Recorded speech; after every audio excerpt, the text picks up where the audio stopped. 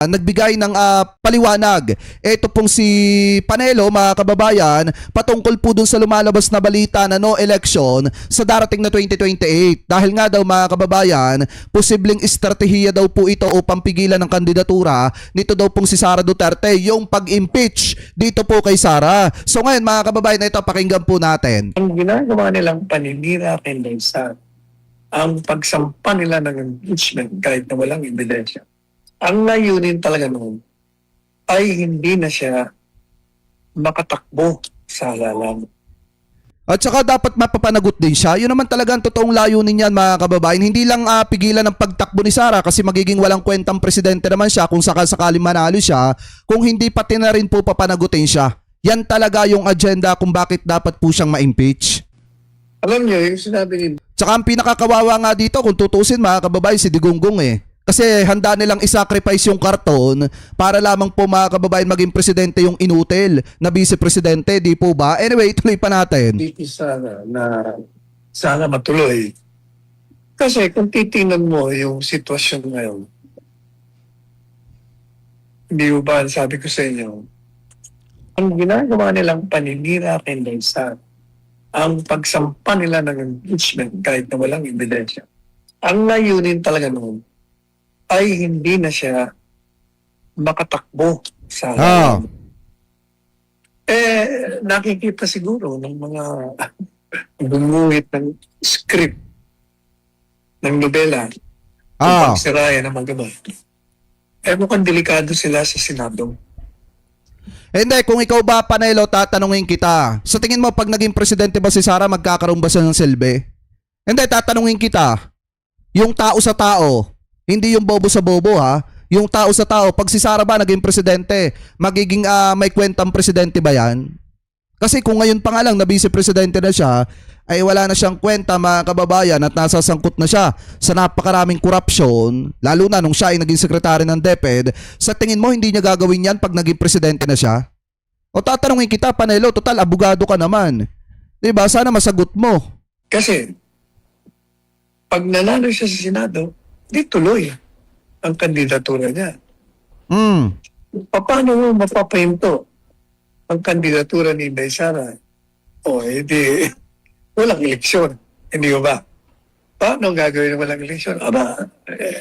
Kung nagagawa nila yung pag-arrestong iligal kay Presidente Duterte, kung nagagawa nila ang pagsalakay sa POJC, labag sa batas, labag sa konstitusyon, kung nagagawa nila ang pagnanakaw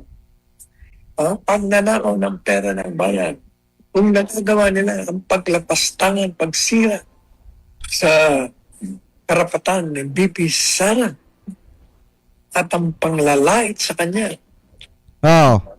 Siya naman unang nanlait eh. Eto, mga kababayan, tatanungin ko kayo, sino ba unang nanlait sa mga Duterte, sa mga Marcoses?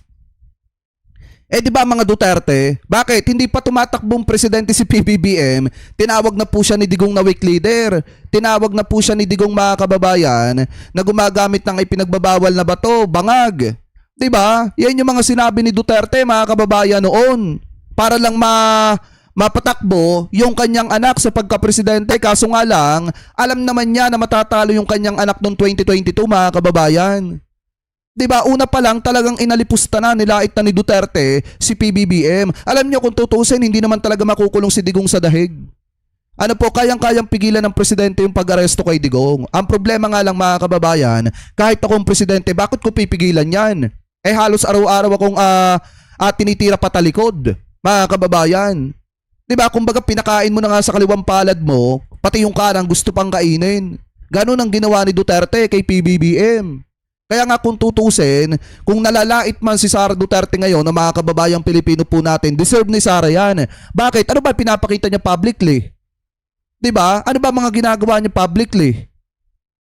Diba puro issue ang kinakaharap niya, puro iskandalo, puro pagnanakaw ng pera ng mga kababayang Pilipino po natin. At lalo na yung iskandalo nila na sinasabi nila na normal yung pamumuhay nila pero bilyones pala yung nasa bank account nila. Sa tingin nyo, deserve ba ni Sara Duterte ang alipustahin at laitin ng mga kababayang Pilipino po natin? Kasi kung tutusin mga kababayan, kulang pa yan sa mga ginawa niya sa pera ng taong bayan. 'Di ba? Anyway, tuloy pa natin. Hindi po ba, hindi malayo na baka Tsaka tingnan nyo mga kababayan ha, ngayon nga lang ako nakakita, Vice Presidente. Alam na may kinakaharap na krisis ang Pilipinas patungkol sa pagtaas ng presyo ng petrolyo. Sasabihin ba naman, mga kababayan, mahal yung laptop ko eh. Mahal yung laptop ko kaya hindi ko ibabato yun. Kasi hindi afford ng gobyernong ibigay yung gusto kong laptop. O sa tingin nyo mga kababayan, yan ba ay salitain na maayos na Vice Presidente? Syempre hindi. Kasi nga mga kababayan, may hinaharap na krisis ang bansa mo. Kailangan ng presidente ng tulong mo bilang pangalawang pangulo ka ng Republika ng Pilipinas tapos sasabihin, hindi afford ng gobyernong ibigay yung laptop na gusto ko kasi mahal siya.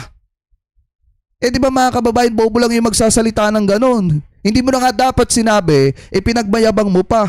para magkaroon ng walang pagtakbo ni Bibi Sara dahil mas siguradong mananalo yan pag pinatakbo. Di ba? There is probability na baka biglang walang eleksyon. Oh, paano niya gagawin? Malabo na makatakbo yan. Nagawa niya nga lahat ng paglabag. Hindi malayo na marami yung paraan. Kaya nagbibigay lamang ng pahayag ng pangamba si Bibi Sara. Hindi Buti nga mga kababayan, hindi pa itong si Panelo nakikita ni Atty. Lorna Kapunan eh. Pag nakita to ni Atty. Lorna Kapunan, mapapatulad to kay Robin Padilla. 'Di ba? Na pinagsabihan. Pasalamat pa to ngayon dahil hindi pa hindi pa tawag dito, hindi pa nakikita ni Atty. Lorna Kapunan dahil pag nakita to, kawawa to mga kababayan. Mapapagsabihan din to. dahil sa hindi ito matutuloy dahil ang saligang batas ay Mga kababayan breaking news. Sa kapapasok lang na balita, ipinapaaresto na umano ng International Criminal Court o ICC si Senator Bato de la Rosa ayon sa magpakakatiwalaang source ng news. Ano? Labas na raw ng warrant of arrest ang ICC laban kay de la Rosa at natanggap na ito ng Interpol. Nasa Pilipinas na rin daw ng mga Interpol para arestuhin ang senador. Gayunman, wala pang natatanggap na impormasyon ng DOJ at DILG tungkol dito, pero ayon kay DILG Secretary John Vic Remulla, inihahanda na nila ang task force na tutulong sa pagdakip kay De La Rosa. Ayan o. Isa si De La Rosa sa dating Pangulong Rodrigo Duterte sa humanity. Wala, naglalag yung nila eh. O ayan, at least mga kababayan meron. Mamaya pag-usapan natin sa next live yan. 'Di ba? At least meron mga kababayan, 'di ba? At least meron. Kasi baka sabihin ng iba fake news tayo eh. At least meron mga kababayan. Yun yung maganda diyan. At least na-confirm natin. 'Di ba? Na itong si Senator Bato de la Rosa ay ipinapa-aresto na. Kasi baka mamaya sabihin ng iba, fake news ka naman Jake Magnus, wala namang katotohanan yan. Binasa mo lang eh. At least may balita na mga kababayan. 'Di ba? Anyway, tuloy pa natin. takda na walang dahilan maliban doon sa mga merong karahasan. O yun, hindi matutuloy isang alaala sa isang lugar kung merong karahasan na makaka-apekto sa halalan. Paano kung biglang may... Tsaka wag kayo mag-alala mga kababayan, di ko kayo pakakainin ng fake news dito. Maniwala kayo. Lahat ng sasabihin ko dito, lahat ng ibabalita natin dito, hanggat kaya nating mauna sa balita mga kababayan, pipilitin natin yan. At hanggat maaari, dapat may multiple source tayo. Hindi pwedeng isa lang. Kasi nga kung titingnan nyo mga kababayan, alam nyo naman yung mga DDS at sasabihin, pag hindi pa bro sa kanila fake news, bayaran. So ngayon, ang maliwanag dito mga kababayan, talagang si Bato de la Rosa maaaresto po yan. Ano po, ngayon naman, dito naman sa issue ni Sara Duterte, ito maliwanag, pag uwi nito ng Pilipinas, impeach na po ito. At ang tanong na lang po dito, haharap ba siya sa trial mga kababayan sa Senado kung sakaling ma-transmit na yung article of impeachment? Kasi sa totoo lang mga kababayan, gagawa po talaga ng paraan etong kampo ni Sara Duterte para pigilan yung trial. Kaso nga lang ang problema, paano nila gagawin yon? Yung mga kaalyado nila unti-unti nang inaaresto. 'Di ba? Yung mga kaalyado nila, mga kababayan, unti-unti nang pinapapanagot. Kaya paano po nila gagawin 'yan? Di po ba, mga kababayan? Anyway, tuloy pa natin. May violence on the day of the election or even prior, immediately prior. Hindi ba? Hindi natin malaman kung sino ang maghahasik ng lagim at karasa. Hindi ba option yon?